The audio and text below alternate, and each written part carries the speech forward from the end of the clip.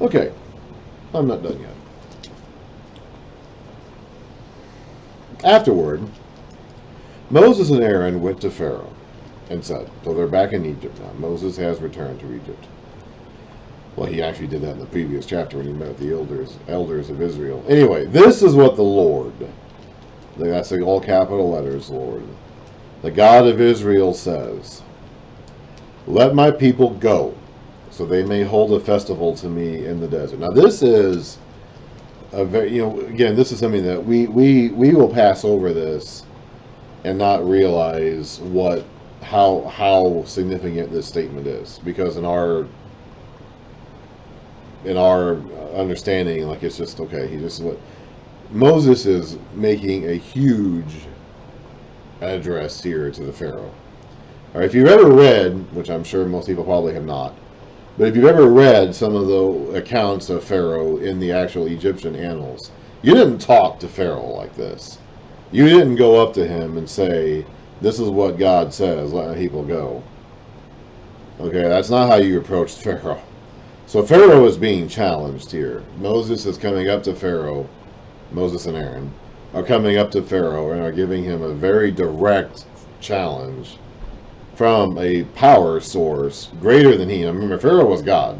In the Egyptian theology, Pharaoh himself was a god. He was Ra. Honestly, it's...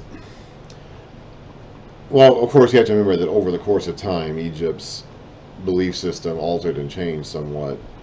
Different pharaohs prioritized. They all praised Ra, the sun god.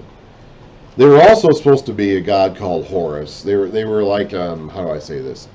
The living pharaoh, which in this case is this guy, was supposed to be like the servant of Ra, or the manifestation of Ra in the body of Horus, like defending Egypt from threats and evil. When the current pharaoh died, he became known as Osiris, like the dead god, the dead pharaoh. And his son, or whoever his successor was, became the new Horus. Okay, and that was just like the cycle of death and rebirth, and constant ongoing cycle of eternity, basically. And if their inscriptions and their dialogues to Pharaoh were always very like, life, prosperity, health, Pharaoh living forever, living for millions of years. Like, you didn't go up to Pharaoh and challenge him like Moses is doing here. So now again, in our understanding of it, the vast majority of times when we read this sort of text, we'll just fly over it and not realize the significance of what's being said here. But Moses is basically laying the gauntlet down for Pharaoh. He is issuing a very severe challenge to Pharaoh, and nobody would have talked to Pharaoh like this. That then helps explain Pharaoh's response, because he is being challenged. He's being provoked. His authority as Horus, or as the son of Ra, the living representative of God on earth, is being directly challenged here by this nobody, this shepherd from Midian that we tried to kill 40 years ago or whatever like that. So Pharaoh said, who is the Lord that I should obey him and let him go, or let Israel go?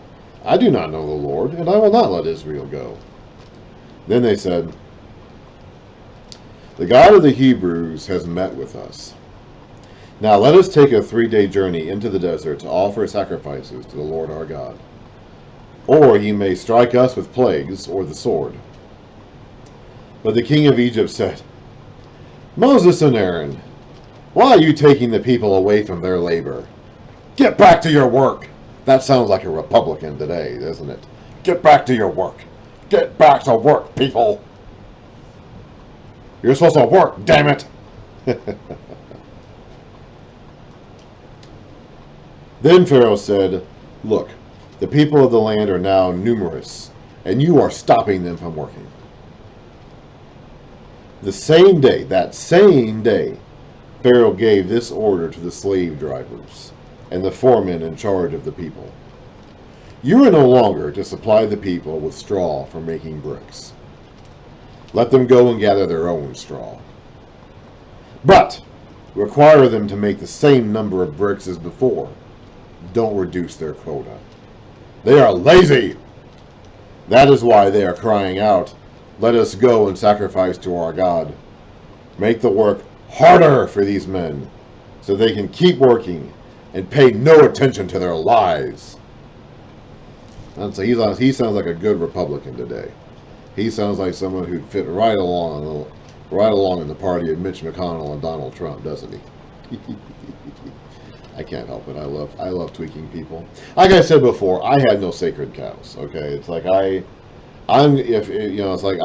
don't believe God takes sides in politics. I don't believe Jesus takes sides in politics, and I have no problems whatsoever throwing barbs and throwing landmines at anybody that I think is in the way. Okay. You're not going to hear me speak very positively of too many of these kinds of people. Then the slave drivers and the foremen went out and said to the people, "This is what Pharaoh says. I will not give you any more straw. Go and get your own straw, wherever you can find it, but your work will not be reduced at all." So the people scattered all over Egypt to gather stubble to use for straw. The slave drivers kept pressing them, saying, "Complete the work required of you each day, just as when you had straw." The Israelite foremen, appointed by Pharaoh's slave drivers, were beaten and were asked, "Why didn't you meet your quota of bricks yesterday or today, as before?" Then the Israelite foreman went and appealed to Pharaoh. "Why have you treated your servants this way? Your servants are given no straw, yet we are told, 'Make bricks.' Your servants are being beaten, but the fault is with your own people." Pharaoh said, "Lazy! That's what you are! Lazy! This is why you keep saying, 'Let us go and sacrifice to the Lord.' Now, get to work! You will not be given any straw, yet you must produce your full quota of bricks." That's going to whip them into shape. That's going to do it. The Israelite foremen realized they were in trouble when they were told, "You are not to reduce the number of bricks required of you for each day." When they left Pharaoh, they found Moses and Aaron waiting to meet them. And they said, "May the Lord look upon you and judge you. You have made us a stench to Pharaoh and his officials, and have put a sword in their hand to kill us." They're going to just work them to death. They're just going to work them so hard that their bodies are not going to be able to survive it. Moses returned to the Lord and said, "O Lord, why have you brought trouble upon this people? Is this why you sent me? Ever since I went to Pharaoh to speak in your name, he has brought trouble upon this people, and you have not rescued your people at all." So even Moses is wondering, what's going on here? Now remember, Moses didn't want to do this. He tried every excuse he could think of to back out of having to do this. So Moses isn't necessarily full of resolve and determination either at this point. Then the Lord said to Moses, "Now you will see what I will do to Pharaoh. Because of my mighty hand, he will let them go. Because of my mighty hand, he will drive them out of his country." He's just going to not only will he let them go, he's going to get rid of them. He's going to push them out. This is an interesting situation here. I talked earlier about how God waited all this time for the conditions to get just right for this to happen. You know, when Abraham first went into the land, he wasn't given possession of it. He lived in it as a stranger, but he wasn't given possession of it. It wasn't going to be until 400 years later that his descendants were going to get possession of it. Even when Moses was born, it wasn't time yet. Even when Moses was 40, it wasn't time yet. It had to be all the way until now. And even when Moses first goes back, the first thing that happens when he goes back is things get worse instead of better. So God is arranging the circumstances to be at the point where his work, when he does unleash his mighty hand, will be at its maximum effectiveness. So if you've ever wondered why God allows things to continue, if you've ever wondered why God allows lies to run rampant or sin to seemingly grow everywhere, sometimes it's because he is allowing people to get into a situation where their actions will condemn themselves. God will not let it go on forever. One thing we all have to remember and realize is that sooner or later, we're all going to have to face the day, our own day of the Lord, the day that God comes in judgment upon us. And so whether we're ready for it or not, and God will not let people continue in their sin forever. He'll give us time to repent. He'll give us time to live in our sin if we want to do that. But he will not let it go on forever. And that's true individually, that's true community, that's true, in a community basis, it's true nationally, it's true worldly. There's going to come a point in time when there's going to be a one time for all time, at the end of time, day of the Lord. Just as he comes to each of us in our own individual lives, he's going to come to the whole world at some point in time. Here he's coming in the day of the Lord to Egypt.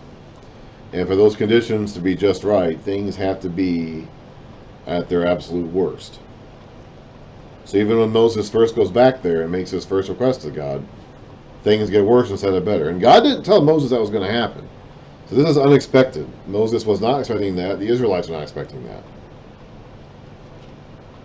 But it's not permanent. God is going to reverse course. He's going to fulfill his promises. But don't be surprised that sometimes things get worse before they get better. Sometimes that just has to happen. Sometimes the hand of evil must be allowed to run wild for a while, so that when it does get restrained, it gets restrained. We see that in Revelation too. When the judgments pour out upon mankind, and instead of repenting after each judgment, they just double down and get more ferocious in their determination to oppose God. There comes a point when the evil has to be exposed. And for that to happen, sometimes it has to be allowed to run its course. But it will inevitably be restrained by God. Sometimes we don't get to see it. Sometimes we don't. That Hebrew, 40 years ago, Moses tried to save a Hebrew man from being beaten. I don't know if he's still, that Hebrew man, I don't know if he's still alive here in this day or not. Did he make it all the way to Moses' return? I don't know. Some of them would have, some of them wouldn't have. We may not get to see it in our own day, but it will happen sooner or later. And someday all the accounts will be settled. God also said to Moses, I am the Lord. That's the capital letters Lord, so that's YHVH there. I appeared to Abraham, to Isaac, and to Jacob as God Almighty. That's El Shaddai. But by my name, the Lord, that's the same note, that's the YHVH name, I did not make myself known to them. Or did I not make myself known to them? That could be written as a question too. That goes back to what I was saying about, that name apparently wasn't formally introduced until Genesis 3, even though it appears until Exodus 3, even though it appears in Genesis. And why is that? I mentioned that in my last video. I also established my covenant with them to give them the land of Canaan, where they lived as aliens. Moreover, I have heard the groaning of the Israelites, whom the Egyptians are enslaving, and I have remembered my covenant. Therefore, say to the Israelites, I am the Lord, and I will bring you out from under the yoke of the Egyptians. I will free you from being slaves to them, and I will redeem you with an outstretched arm and with mighty acts of judgment. I will take you as my own people, and I will be your God. Then you will know that I am the Lord your God, who brought you out from under the yoke of the Egyptians. And I will bring, see again, he's very common in this Hebrew ancient writing to say the same thing multiple times in a row. The point is being emphasized, it's being said one way and then reversed back another way. That's just how their literature was. It's how their minds worked. Like they just saw everything as a series of circles. We call it parallelism. Parallelism is a strong concept in this ancient Hebrew literature, and especially in their poetry, but even in their prose. And I will bring you to the land I swore with uplifted hand to give to Abraham, to Isaac, and to Jacob. I will give it to you as a possession. I am the Lord. Moses repeated this to the Israelites, but they did not listen to him. The first time of many times, not going to listen to him, because of their discouragement and their cruel bondage. I don't know how long this is going on for. A month, 2 months, 3 months, I don't know. Not too terribly long, but still. Then the Lord said to Moses, Go, tell Pharaoh, king of Egypt, to let the Israelites go out of his country. But Moses said to the Lord, If the Israelites will not listen to me, why would Pharaoh listen to me, since I speak with faltering lips, or uncircumcised lips, a heavy tongue?